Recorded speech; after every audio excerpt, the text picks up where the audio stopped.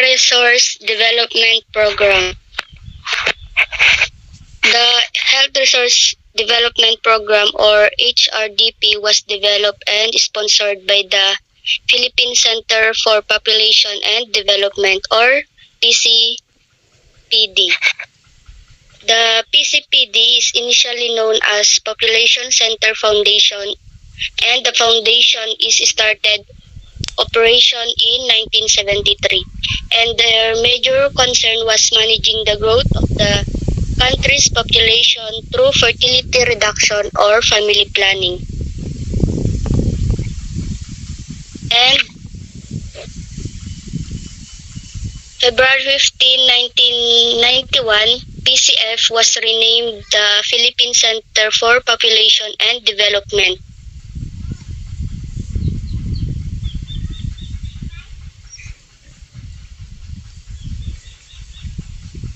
In 1991, PCF was renamed the Philippine Center for Population and Development. And their main purpose is to make health services available and accessible to depressed and underserved communities in the Philippines. And as an operating foundation, it expanded its scope beyond traditional population concerns. Still in the context of population management, its program and address the social and human development of rural and urban communities in the Philippines. And PCPD operation is fully covered by earned income from trust funds and lease rentals of the building that its own manage. Ang PCPD is a non-stock, non-profit private institution which serve as a research center assisting institutions and agencies, programs, and projects geared toward the social human development. Next bit.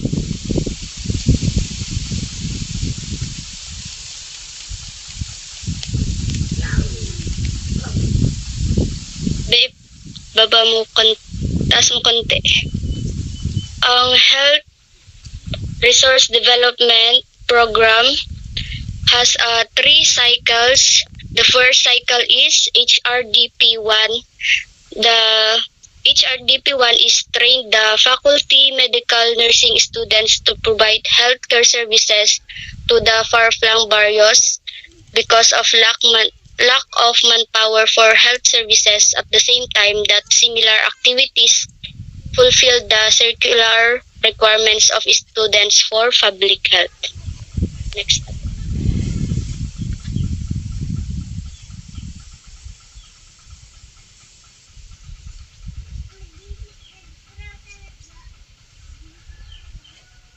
Next po.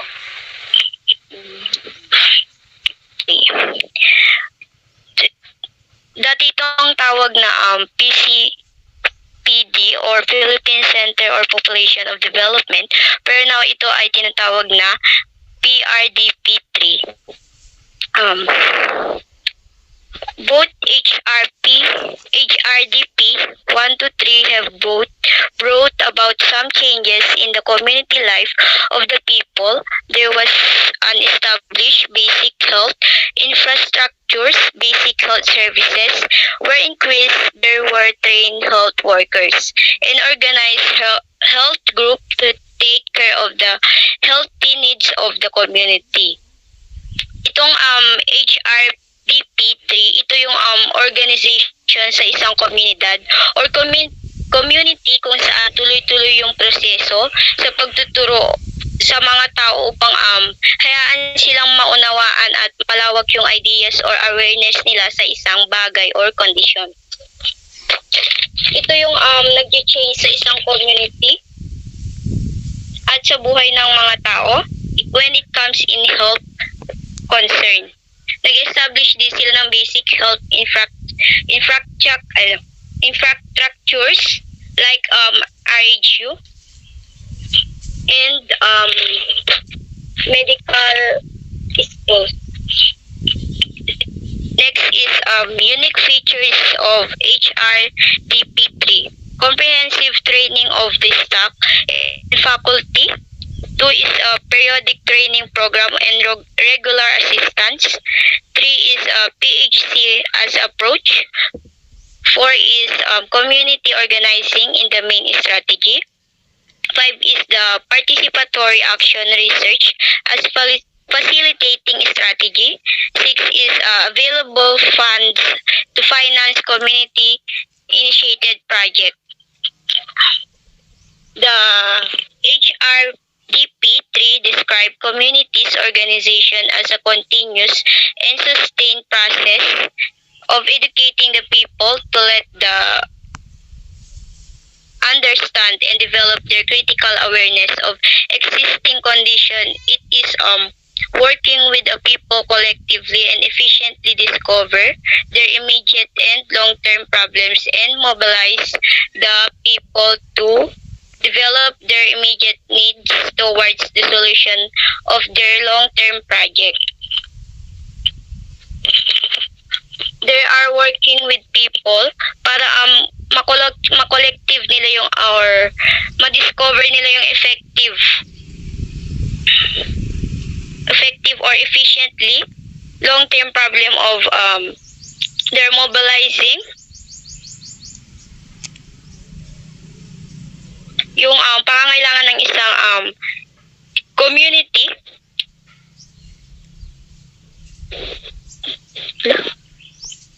or community health worker. They were selected to train and to provide basic health sa isang community. Ang community health organization din ito ay nagmo-mobilize sa isang communities to participate, to plan and to implement their community project and development. Next is Health Resources Development Program was developed for the capability buildings of NGOs such as medical nursing schools in community-based health using the HRDP model, the Product Development Effective Primary Health Care System in 28 depressed and underserved communities. This was achieved through the improvement of capabilities of for health NGOs to provide community outreach.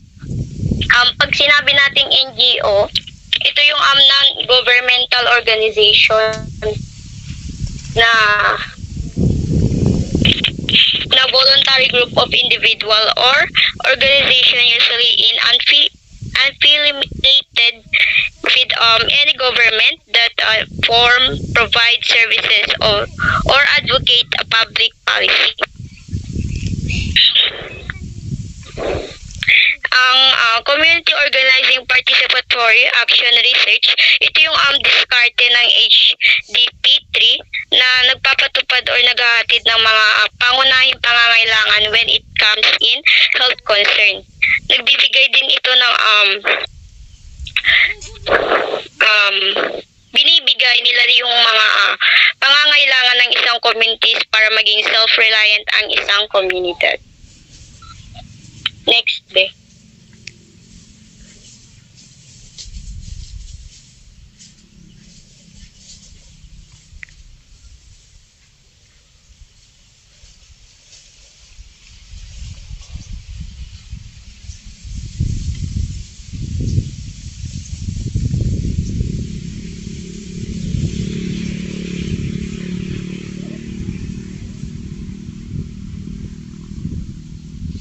Next.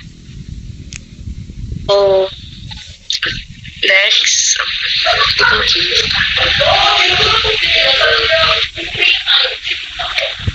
Wait lang. Dito sa Community Organization Participatory Action Research, which is yung COPAR. So, definition of COPAR is Community Organizing Participatory Action Research has been the strategy used by the HRDP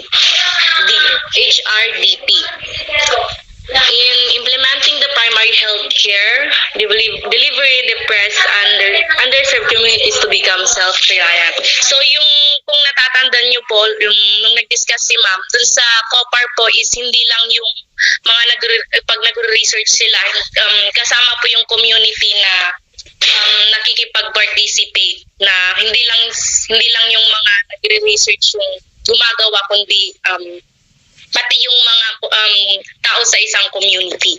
So dito na sa importance. So, importance of COPAR. Saan na? An important tool of community development. First is an important tool for community development and people empowerment. So, kailangan din yung isang community para magawa yung isang research. Prepares people or client to eventually take over the management of a development program in the future.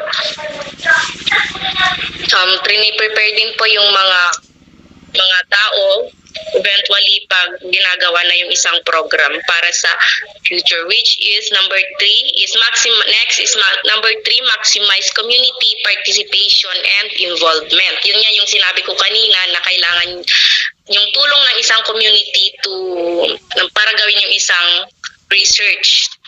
So, principles of COPAR naman tayo.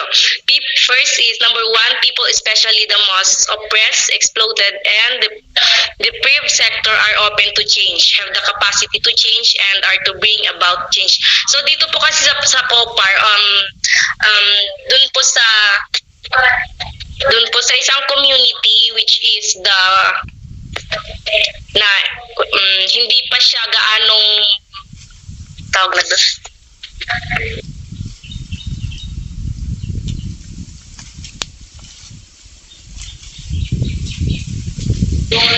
So, number 2. Number 4 should be based on the interests of the poorest of sector of society. Yun yung sinabi ko kanina na most commonly sa community is yung pag nagre-research sila, yung mga taong mahihirap, parang ginaguide nila na gawing mas ma-evolve ganun, ma-evolve yung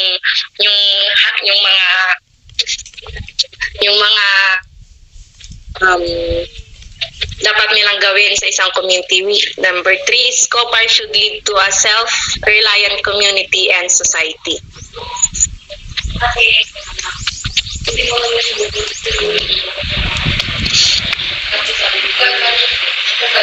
Next is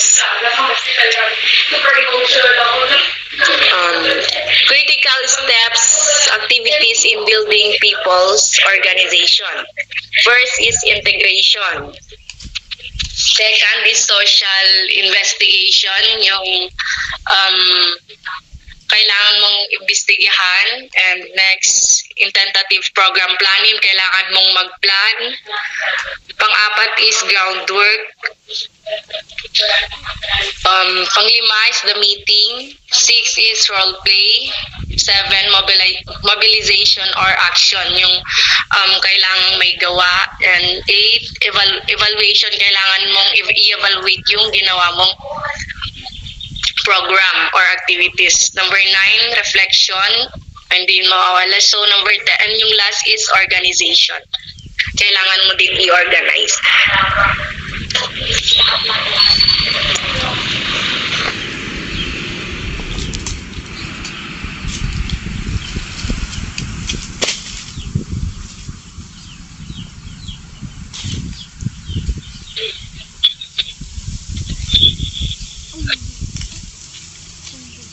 Next is the COPAR process, a progressive cycle of action, reflection, action. Or begins with the small local and concrete issues identified by the people and the evaluation and the reflection of and on the action taken by them. Consciousness learning, or it takes emphasis on learning that emerge from concrete action and which enriches succeeding action. Next is participatory and mass-based. It is primarily directed towards and biased in favor of the poor, the powerless, and oppressed. And the next is group-centered and not leader-oriented. Leaders are identified, emerge, and are tested through action rather than appointed or selected by some external force or entity.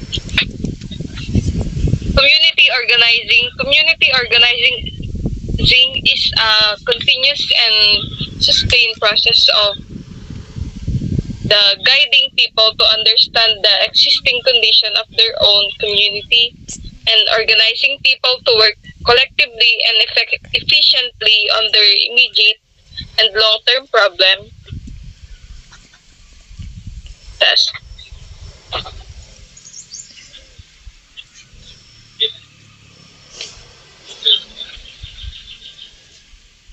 And next is mobilizing people to develop their capacity and readiness to respond and take action on their immediate and long-term needs. And a middle ground where the healthcare worker and the people need to attain community organization, a liberal freedom of the community where the people are allowed to participate in the overall health care status of their community, a transformation force that enables the individuals, families, and communities to be responsible for their own health and a phenomenon of interest, goals, and objectives, and the people in their way to health citizenry, and the last is as applied to primary health care. Community organizing is defined as the process and the structures through which members of the community are they become organized for participation in healthcare and community development activities. Or the process community working together to reach agreed upon goals is nothing short of spectacular. There is no more important step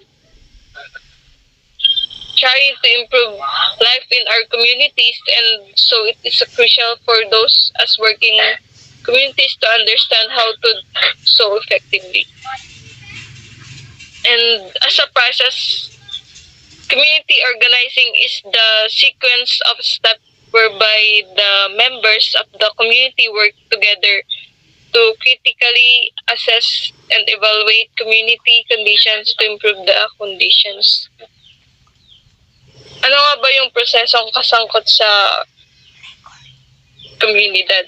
Ito ay nailalarawan sa pamamagitan ng pagbuo ng komunidad, pagpaplano ng komunidad, direktang pagkilos at pagpapakilos, pagtaguyod ng pagbabago ng komunidad at sa huli, mga pagbabago sa loob ng mas malalaking sistema ng lipunan at mga istruktura ng kapangyarihan kasama sa mga naisalokal.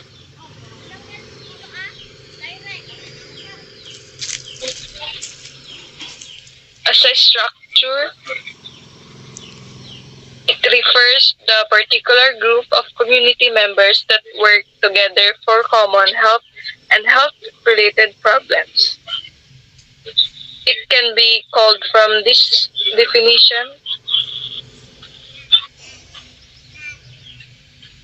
that it is the people who organize themselves into a working team who can effectively solve their own health problems.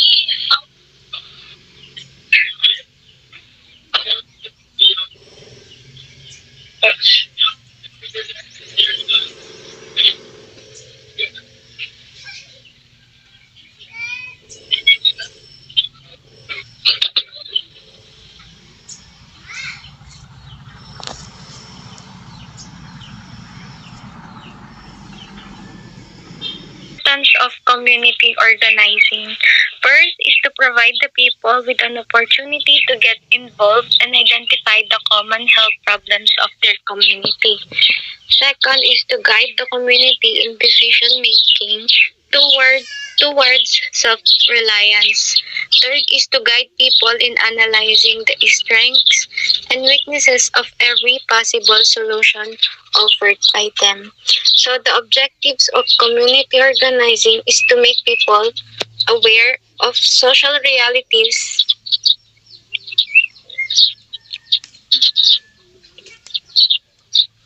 to make people aware of social realities towards the development of local initiative, optimal use of human, technical, and material resources, and strengthening of people's capacities.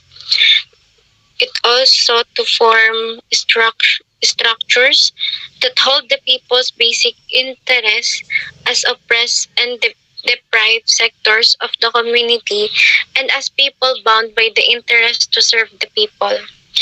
Also, to initiate the responsible actions intended to address holistically the various community health and social problems. So, the emphasis of community organizing in primary healthcare is the community works to solve their own problems.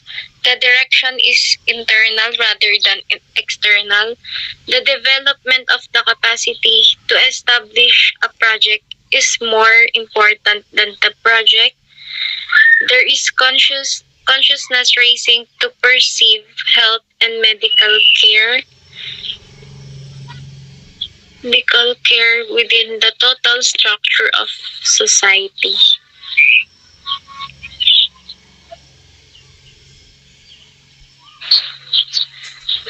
Hello. So, participatory action research. As a process, participatory action research or PAR is an investigation on problems and issues concerning life and environment of the underprivileged by way of research collaboration with the underprivileged whose representatives participate in the actual research as researchers themselves doing research of their own problem. So, PAR is also a qualitative research methodology. Ini-involve nito yung researcher and participant na mag-collaborate para maintindihan nila kung ano yung social issues and to take action to bring about the social change. So, as a structure, the beneficiaries of the research are the main actors in the research process. It enables the community to experience a collaborative consciousness of their own situations. PAR involves research, education, and action to empower people, determine the cause of their problem, analyze this problem, and act by themselves in responding to their own problems. The essential element of PAR is participation. So PAR is a community-directed process of gathering and analyzing information for the process of taking actions and making changes. So, ang framework ng participatory action research is first, ina-identify nila kung ano yung problem ng community. Then, next is ini-state nila kung ano yung goal and objectives. And then next, ina-identify nila kung sino yung mga participant. And then, number 4 is to organization of the research team. And then, 5, establishment of timetable. And then 6, kinakandak na nila yung participatory research project. And in PAR, there is an outside researcher, a professional. Ay, sa'yo na ba yan? Oo. Sige, okay lang. Brainstorming naman. Saan na tayo?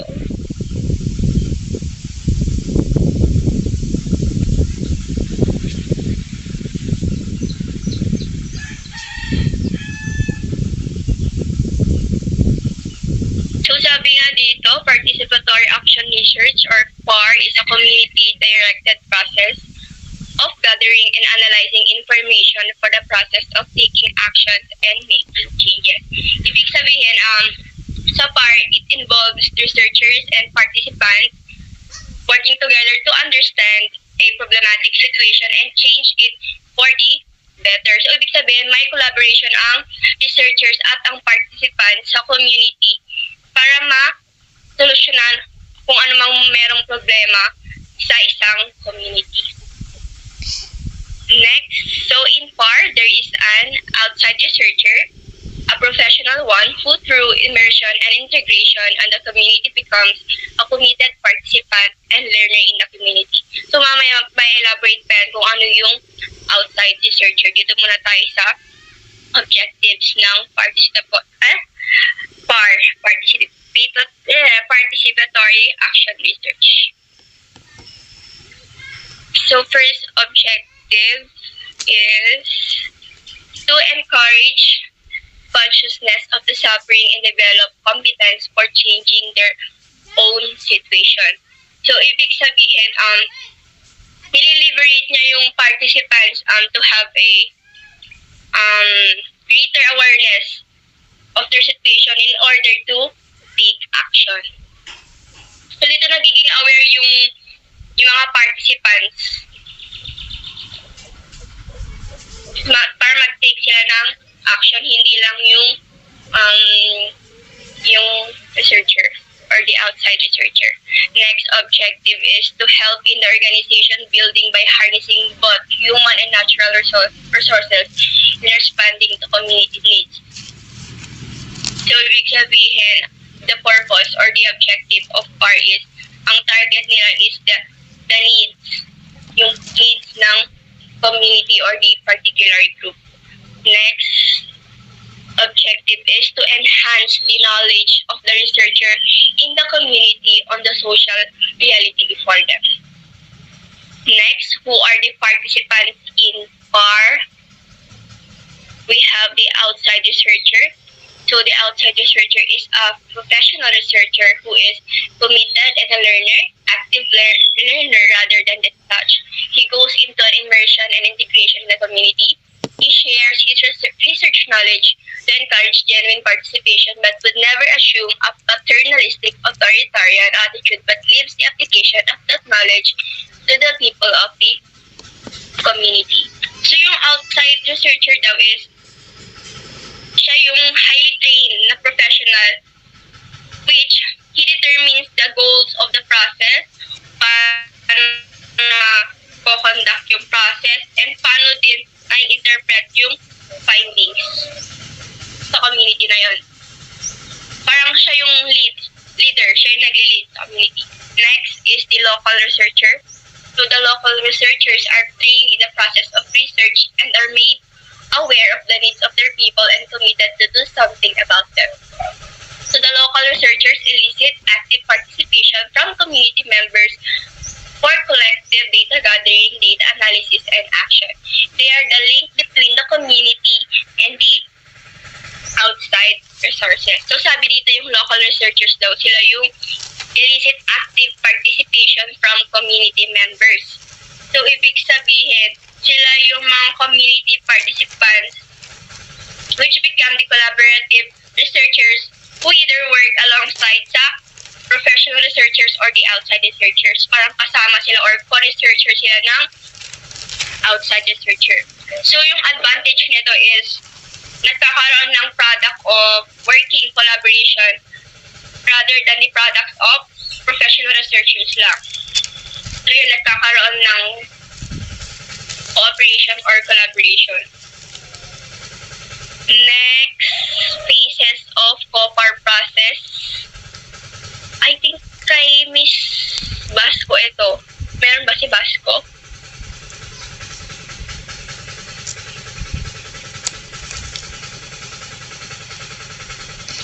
Skip na lang ba natin ito kay Basco?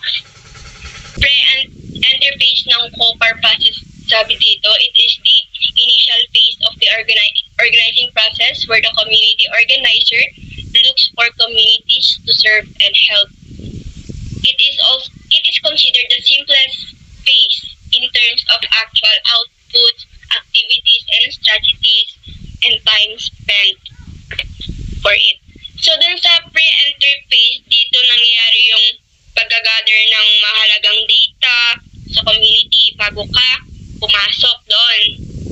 Tapos, dito rin yung community consultations, settings of considerations related to site selection, yun nga, pamimili ng site or ng barrio, development of criteria for site selection, preliminary social investigation, tapos, sabi dito may sources of initial data. Ito yung written community profile, vital statistics consolidated and updated at the RHC. And another sources of initial data ay descriptions of the barangay from RHU workers, PHW, and etc. So ito yun, basahin nyo na lang individually. Ito yung mga activities sa site selection. Wala naman si Basco sa kanya sana to. Next. Kaninong part na to?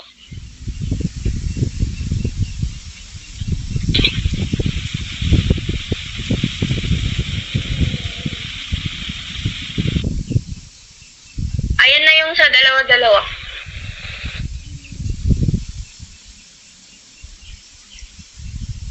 Wigan, taka kay campus yan, be. Ginagarag campus. Wala din naman si Alawigan. Alaw na, pwede ka bang ng attendance natin? Pala?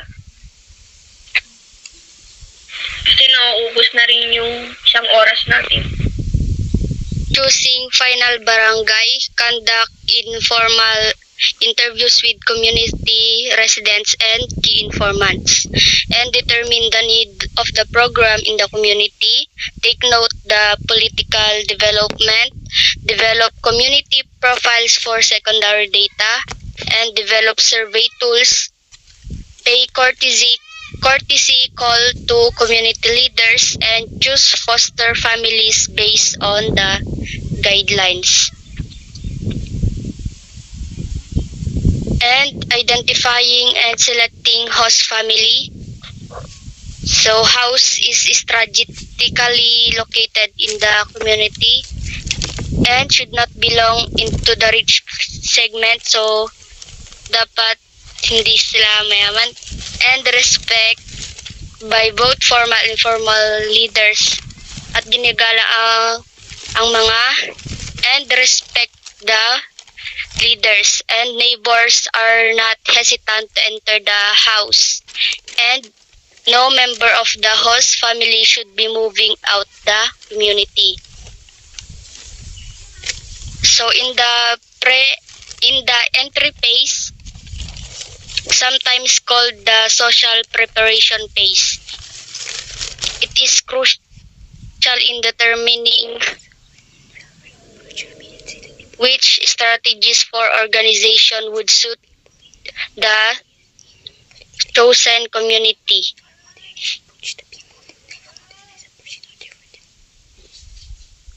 And this phase signals the actual entry of the community worker organizing into the community. So ito na yung pagpasok ng mga community workers sa isang barangay. And guidelines for entry.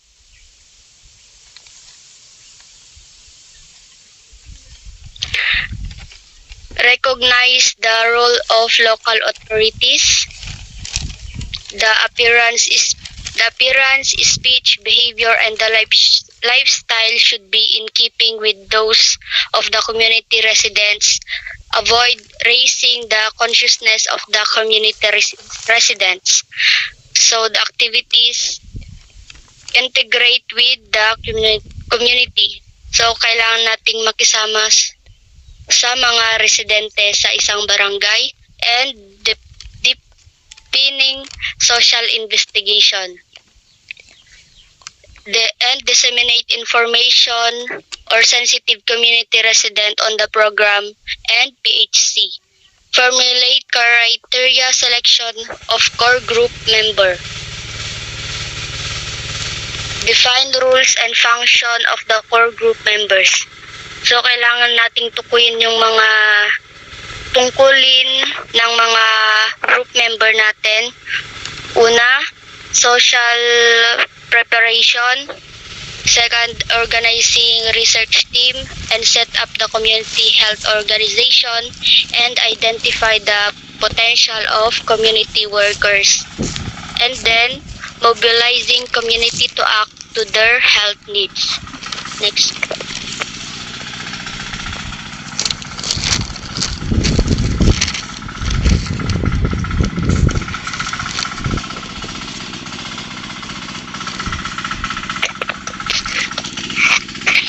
And continue social investigation.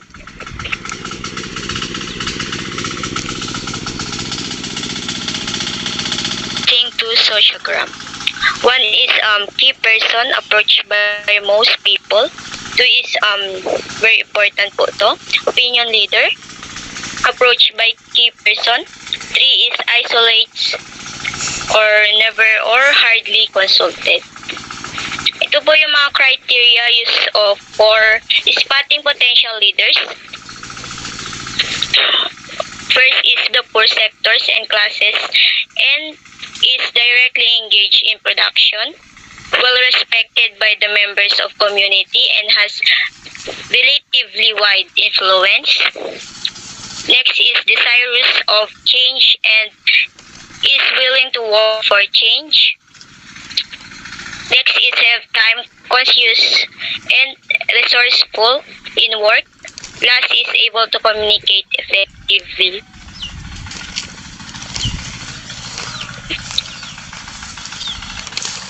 Be, ikaw na Bebeya. So next is criteria in the selection of core group member. So first is must be respected member of the community. Second, must belong to the poor sectors or classes in the community. Must be responsible, committed individuals willing to work for social change and transformation, hindi yung napipilitan dapat. So next, must be willing to learn. And lastly, must possess good communication skills. Ito naman yung mga task of research team. Di ba, example nito, di ba pag gagawa tayo ng may kanya-kanya tayong task. So, dito sa research team, meron din po sila. Una is clarify research issue and its interrelationship with other problem, identify data needed for the research, identify the source of the information, identify the type of research that is appropriate, formulate the research tool, retest the research tool and revise as necessary. Plan the conduct of the research, collect data, tabulate the data, analyze the primary data, prepare for the research validation or consultation, and lastly, conduct the research validation consultation. And the community action and organization to building pace.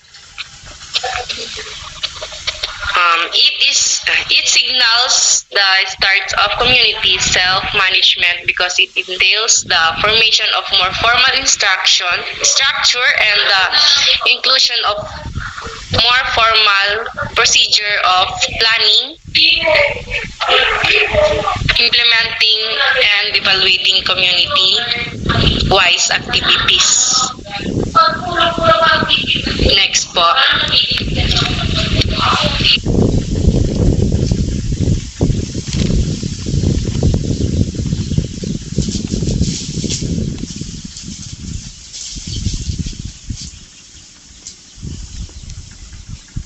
Community action and organization building pace, or is the activity that increase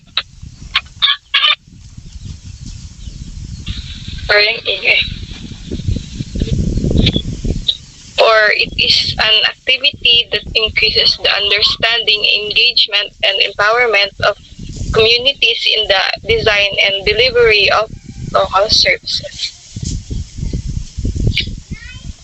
Or it signals the start of community self-management because it entails the formation of more formal structure and the inclusion of more formal procedure of planning, implementing, and evaluating community-wide activities.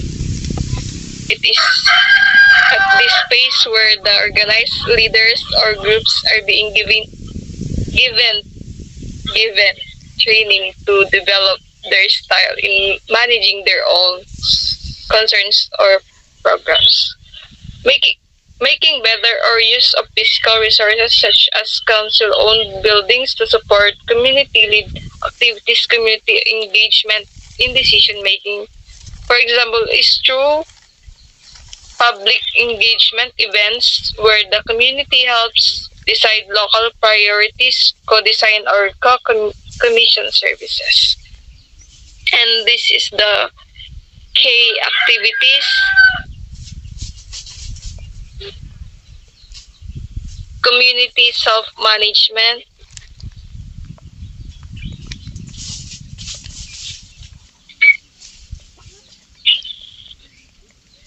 election of officers, community health community health organization, preparation of legal requirements, guidelines in the organization of the CHO by the core group, organize or train CHWs and second liners, participatory action research, development plan of project proposal, research team committee, planning committee, organize working committees, consolidate community diagnosis and results, formulate community health plan, or the last is linked with other LGUs, INGOs for financial and technical assistance.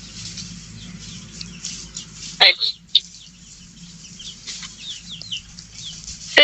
Sustenance and strengthening phase.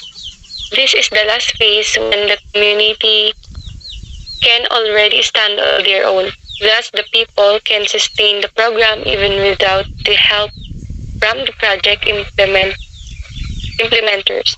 Occurs when the community organization has already been established and the community members are already actively participating in community-wide undertakings. At this point, the different committees set up in the organization building phase are already expected to be functioning by way of planning, implementing, and evaluating their own programs with overall guidance from community-wide organizations.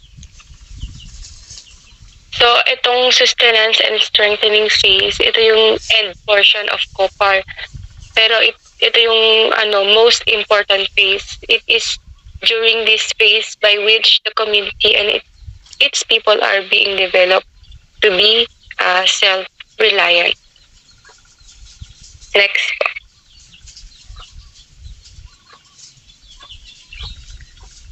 Yung key activities niya is training CHO for monitoring and implementing of community health program, develop financial and management systems, assess or replan community health programs, institutionalize linkages, referral points, formulation or ratification of constitution and bylaws, apply for SEC registration or LGU accreditation, packaging and networking, conduct of mobilization on health and development concerns, implementation of livelihood project, negotiate absorption of CHWs by LGU, and last is affiliate with other groups. Next po.